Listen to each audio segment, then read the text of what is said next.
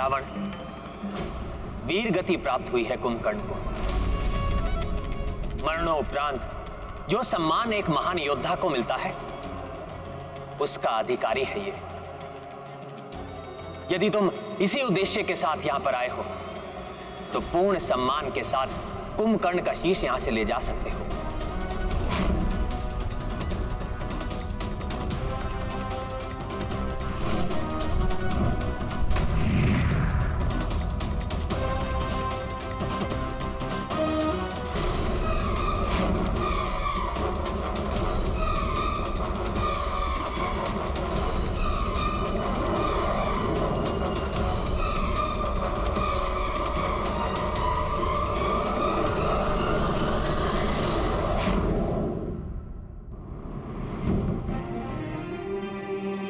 रावण, तुम्हारे महाबली भाई की मृत्यु हुई है। दारुण दुख है ये तुम्हारे लिए एवं तुम्हारे परिवार के लिए। इसका विधिवत अंत्य संस्कार करो। मैं तत्काल युद्ध के लिए दबाव भी नहीं डालूंगा। इसकी अंत्येष्टि के लिए कल हमारी ओर से युद्ध विराम होगा।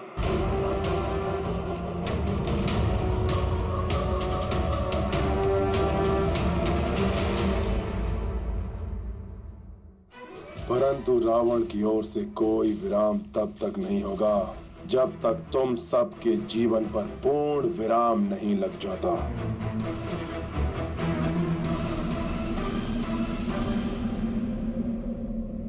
प्रभु की उदारता के लिए इन्हें धन्यवाद तो दे दो रावण।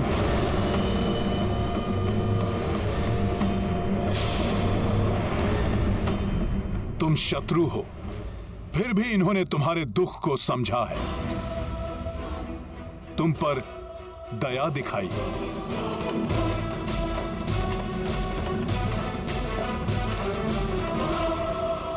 दया? दया के पात्र निर्बल होते हैं वानर, और रावण निर्बल नहीं है। रावण के हृदय में तुम सबके प्रति दया नहीं, घृणा है, घृणा।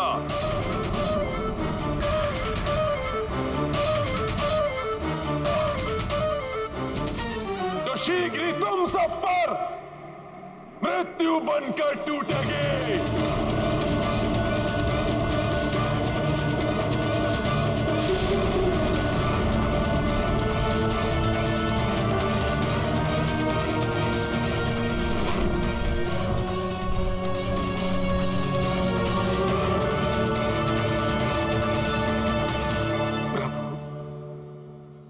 भ्राता कुंभकर्ण की अंत्येष्टि के लिए आपने जो उदारता एवं सहजता दिखाई है, मैं उसके लिए सदैव आपका आभारी रहूंगा। यदि आपकी अनुमति हो तो मैं भ्राता कुंभकर्ण के अंतिम संस्कार में सम्मिलित होने के लिए लंका जाना चाहता हूं। विभीषण जी, वहां जाने से आपके जीवन को संकट हो सकता है। किंतु अपने भाई की अंत्येष्टि में ना जाना भी तो विभीषण जी के लिए अत्यंत ही पीड़ादायक होगा।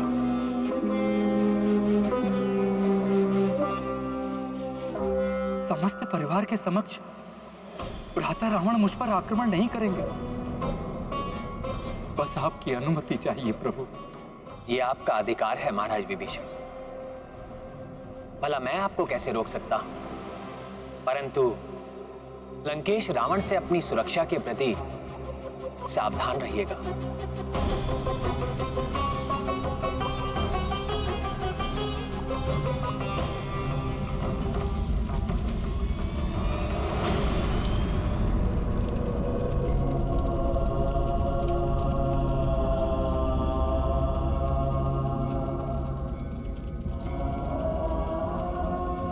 कुंभकर्ण मेरे पुत्र,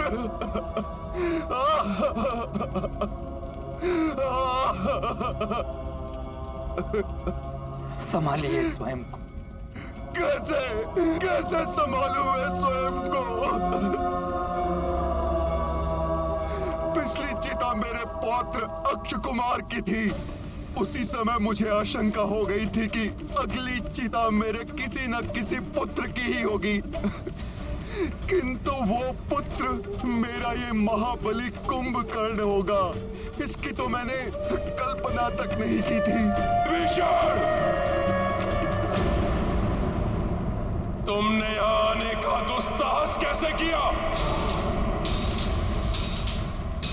अभी इसी क्षण चले जाओ यहाँ से, अन्यथा एक भाई के साथ ही दूसरे भाई की भी मृत्यु शैया अविलंब संचित कर दूंगा मैं।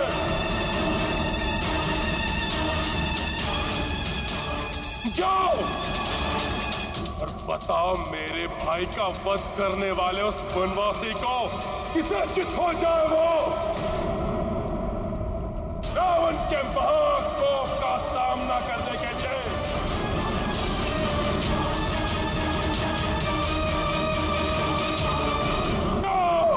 बस रावण, उस वनवासी ने नहीं किया है मेरे पुत्र का वध। तुमने रावण, तुमने किया है मेरे पुत्र का वध। तुम्हें सबने समझाया था, कहा था सौंप दो सीता को, संधि कर लो राम से, किंतु तुमने किसी की नहीं मानी। सुख की नींद सोया था मेरा पुत्र कुंभकर्ण, तुमने असमय जगाकर उसे काल के मुख में डाल दिया रावण। तुम्हारे पापों का दंड भोगा है इसने। तुम्हारी माँ मूर्छित पड़ी है, अपने पुत्र के अंतिम दर्शन तक नहीं कर पाई वो। रावण, एक पुत्र के लिए निकलने वाले अश्रु कहीं दूसरे पुत्र के लिए हाय न बन जाए। महाज्ञानी होना तुम रावण, इतना तो ज्ञान होगा ही तुम्हें कि एक माता पिता के संतप्त हृदय से निकली हुई हाय सर्वनाश कर सकती है।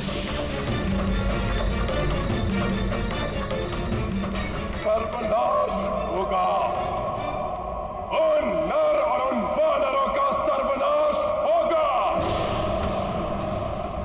अब तो ये मिथ्या दंभ छोड़ दो रावण, अभी भी समय है, रोक लो ये विनाश। इस युद्ध विराम के अवसर का लाभ उठाकर जाओ और श्री राम से क्षमा मांगकर सीता को ससम्मान सौंप दो। महाराज लंकेश, एक अशुभ समाचार है। राजकुमार निरांतक वानरों का नाश करते हुए तीव्रता से वानर राज सुग्रीव की ओर बढ़ रहे थे, किंतु अंगद से हुई मुठभेड़ में वीर गति को प्राप्त हो गए।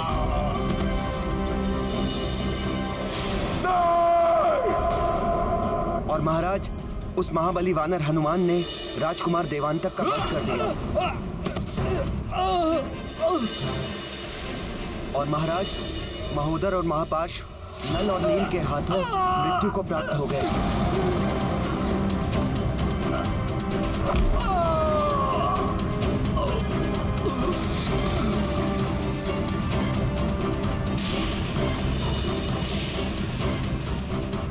दुष्टता की सभी सीमाएं लांघ चुके हो तुम रावण।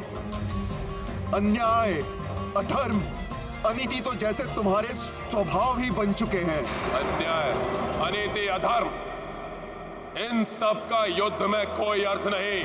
विजय ही एकमात्र धर्म है युद्ध का। बस रावण, बस। और कितनी बलियां चाहिए तुम्हारे इस दंभ को टूटने के लिए? अपने एक पुत्र और एक भाई के पश्चात नरांतक, देवांतक, महोदर और महापार्श्व भी तुम्हारी इस दंभ की भेंट चढ़ चुके हैं। क्या तुम्हें अब भी समझ में नहीं आया कि किस महाकाल से शत्रुता मोल ली है तुमने? महाकाल का भी काल है रावण।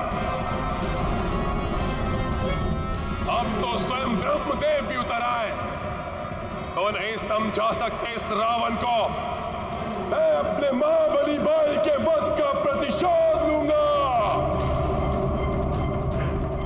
अब मेरे परिजन, मेरे सभी योद्धा या तो रणभूमि में लड़कर मरेंगे या विजय श्री प्राप्त करके मेरे प्रतिशोध को पूर्ण करेंगे।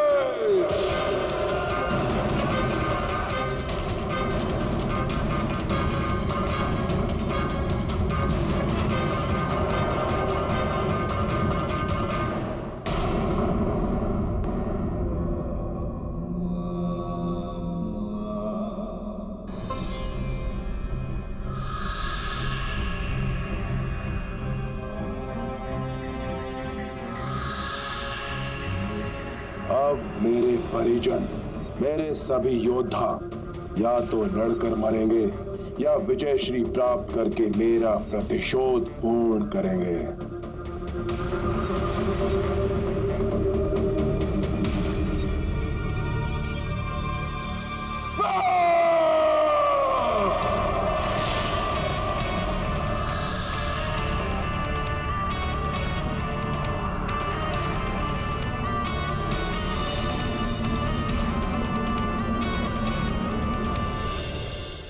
अब कौन बचा है जो इन नर वानरों की टोली से मेरा प्रतिशोध ले सके?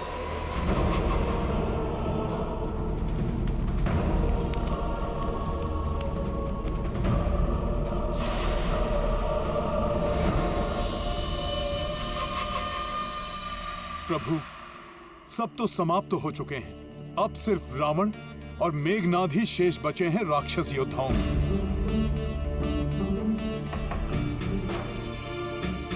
किंतु वो दोनों शक्ति में सहस्त्रों महाबली योद्धाओं से भी अधिक बलवान हैं। हमें उनकी संयुक्त शक्ति को कम नहीं आंकना चाहिए। मुझे पूर्ण विश्वास है वो अवश्य हमें परास्त करने के लिए कोई महाविनाशकारी योजना बना रहे होंगे। पिताश्री, ये दीपक मेरी जीवन ज्योति के रूप में प्रज्वलित है और आपका इस दीपक के निकट आने का अर्थ मैं भली भांति समझ सकता हूं। मुझे रणभूमि में जाना होगा। अब तुम वहां जाकर क्या युद्ध करोगे मेघनाद? रहने दो। क्यों पिताश्री? क्या आपको मेरी शक्ति पर तनिक भी विश्वास नहीं रहा? असफल। प्रत्येक बार असफल ही हुए हो तुम। अपनी शक्तियां तक खो दी तुमने। अशोक वाटिका में उस तुच्छ वानर पर चलाकर ब्रह्मपाश खो दिया। उस नर और उसके अनुज पर चलाकर नागास्त्र समाप्त कर दिया। अब जितनी भी मायावी शक्तियां शेष बची हैं तुम्हारे पास, उससे क्या सामना कर पाओगे उन नर और वानरों का? मुझे कदापि हतोत्साहित न समझे पिताश्री। आपके ही भांति प्रतिशोध की अग्नि मेरे हृदय में भी धधक रही है और आपका विश्वास पाने हेतु आपके समक्ष प्रस्तुत है ये मेघनाद, कुछ भी करने के लिए। कुछ भी? हाँ पिताश्री, कुछ भी जिससे आपको प्रसन्नता हो।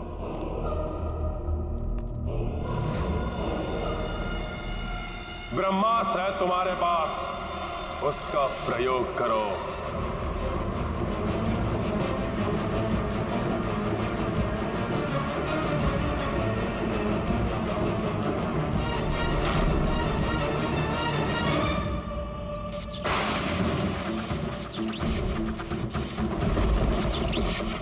यदि मैंने ब्रह्मास्त्र का प्रयोग किया तो सर्वप्रथम यह अंतरिक्ष की ओर जाएगा, जहां 9 ग्रहों के संपर्क में आकर यह ब्रह्मास्त्र और भी अधिक घातक व शक्तिशाली अस्त्र बन जाएगा। तत्पश्चात धरती की ओर तीव्र गति से लौटने वाला यही शक्तिशाली ब्रह्मास्त्र धरती से टकराकर महाविनाश मचा देगा।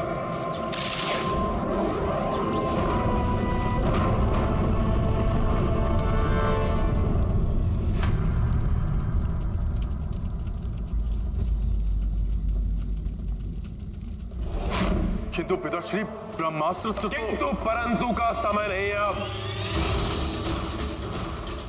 मैं ब्रह्मास्त्र नहीं चला सकता, किंतु तुमने इसे सिद्ध किया है। ये महाअस्त्र एक बार में ही हमारी पराजय को विजय में परिवर्तित कर सकता है। तुम इसका संधान करो, चला दो नरों वानरों पर। जिससे सब एक साथ समाप्त हो जाए। एक बार में ही सब यमलोक पहुंच जाए और हमारी विजय हो जाए। रावण ने युद्ध विराम तोड़ा है। युद्ध के नियम और नीति का उन राक्षसों के लिए कोई अर्थ नहीं है। वो पुनः किसी भी समय आक्रमण कर सकते हैं। अब मात्र रावण और मेघनाद ही शेष हैं पूरी राक्षस सेना में। अतः हमें पूर्णतया सज्जित और सतर्क रहना होगा।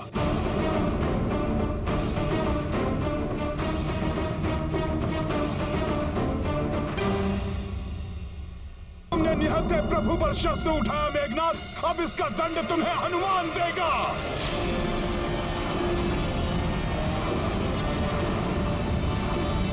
जय श्री राम। हनुमान रुक जाओ।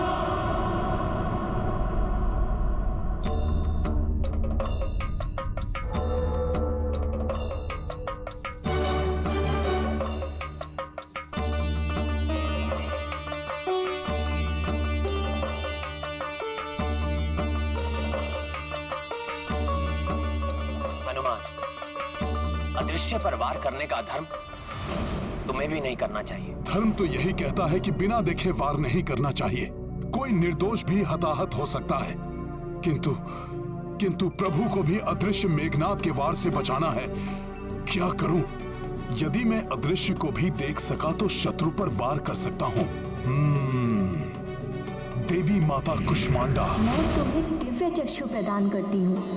कितना भी प्रकाश हो या गहन अंधकार, तुम्हें दिव्य चक्षुओं के प्रयोग से सच स्पष्ट दिखाई देगा।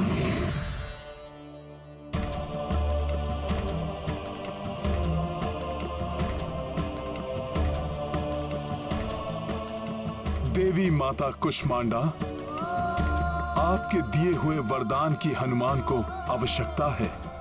कृपा करें माता।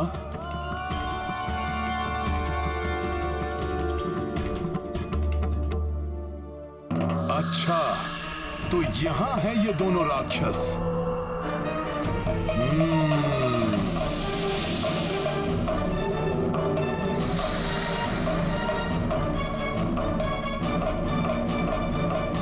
प्रभु, देवी माता कुष्मांडा की कृपा एवं वरदान के कारण अब मैं अदृश्य को भी देखने में सक्षम हूं।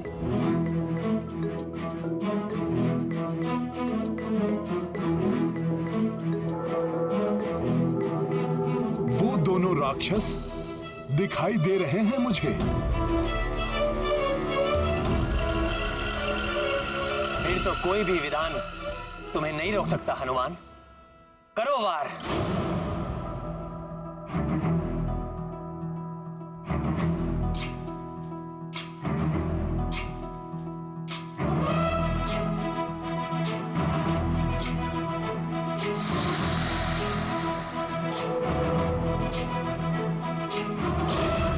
ज्ञान गुण सागर जय कपीस उजागर जय हनुमान ज्ञान गुण सागर जय कपीस लोक उजागर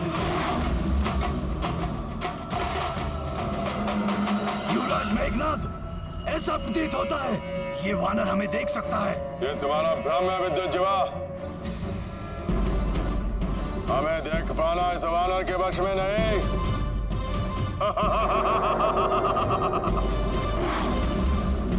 नहीं युवराज नहीं, ये वानर हमारे समीप आ पहुंचा है।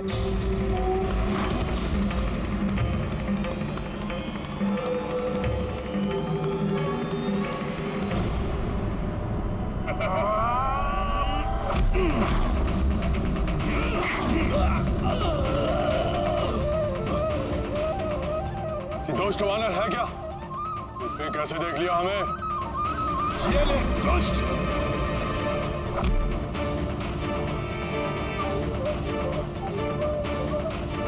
ये हनुमान किससे लड़ रहे हैं? हमें तो कोई दिखाई नहीं दे रहा। चित्कार तो सुनाई दे रही है, परंतु वो दिखाई नहीं दे रहे। मित्र हनुमान आसुरी शक्तियों के लिए भी काल है।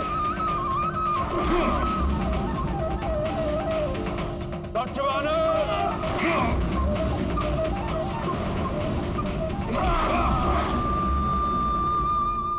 अब हनुमान से बच के कहां जाओगे तुम दोनों?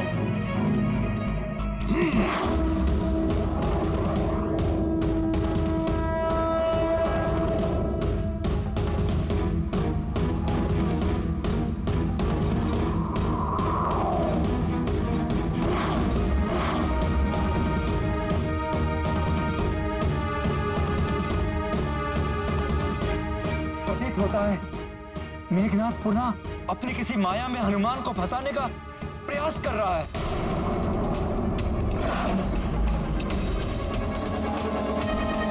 कायर मेघनाथ, कहाँ छुप गए मेघों में? इतने ही वीर हो तो सामने आओ मेरे, दिखाओ अपनी मायावी शक्ति। युद्ध का प्रथम